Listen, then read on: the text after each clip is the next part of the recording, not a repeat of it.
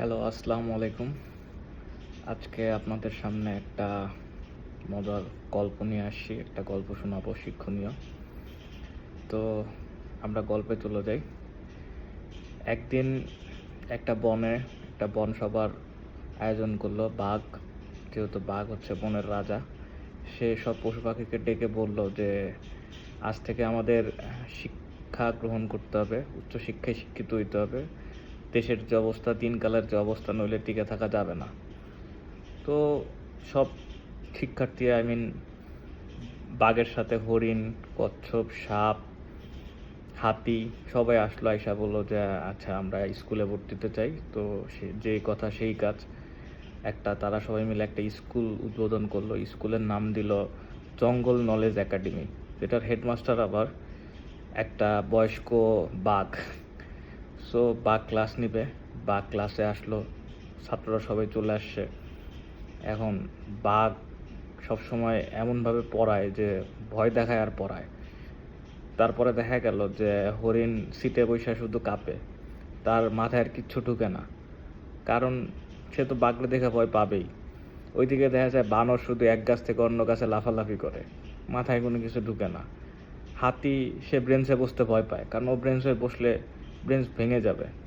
So একদিন বাঘ আবার সবাইকে ডাক দিয়ে বললো, না এইভাবে হচ্ছে না, আসলে ভয় দেখিয়ে তো শুধু শিক্ষা হয় না। তারপরে তাদের মধ্যে ছিল কচ্ছপ। তো কচ্ছপ এক সময় একটা বুদ্ধি দিল যে তাহলে আসলে কি, প্রতিটি প্রাণী আলাদা, তাদের শিক্ষার ধরনও আলাদা হইতে হবে। তাহলে আমরা আলাদা আলাদাভাবে ওইভাবে টিচার রেখে ওইভাবে পড়াই। সো তারা টিচার নিয়োগ করলো, যেমন বানর একটা ম্যাডাম দিল যে জিমনাস্টিক, অর্থাৎ এক গাছ থেকে অন্য গাছে ঝুলবে। উট পাখি হচ্ছে সে ভূগোলের টিচার। কচ্ছপ হচ্ছে সে ধৈর্য ও ধীর গতিতে কীভাবে জীবনের প্রবলেমগুলো মোকাবেলা করা যায় সেটার টিচার। সাপ আছে, সাপ হচ্ছে কিভাবে বিপদে মাথা ঠান্ডা রেখে বুদ্ধি খাটানো যায় সেটার টিচার। তারপর সবাইকে আলাদা আলাদাভাবে শিক্ষা দেওয়া হলো।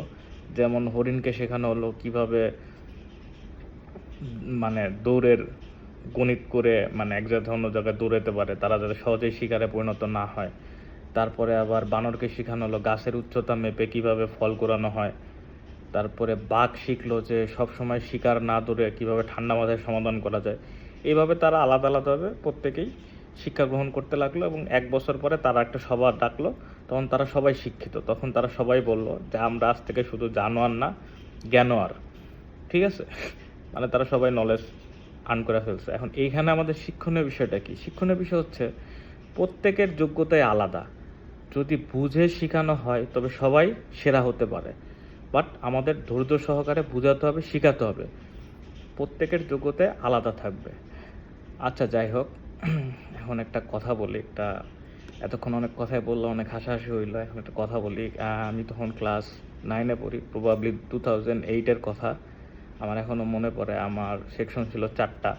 সো আমি ছিলাম ডি সেকশনে। সি সেকশনের একটা ছেলে, ও কারোর সাথে ওইভাবে মিশতো না, বাট ছেলেটা, আমার চেহারা যতটুকু মনে নাই, মনে পড়ে। তো ওর মা একদিন অসুস্থ ছিল হসপিটালে, আমি খুব তাড়াতাড়ি শেষ করব।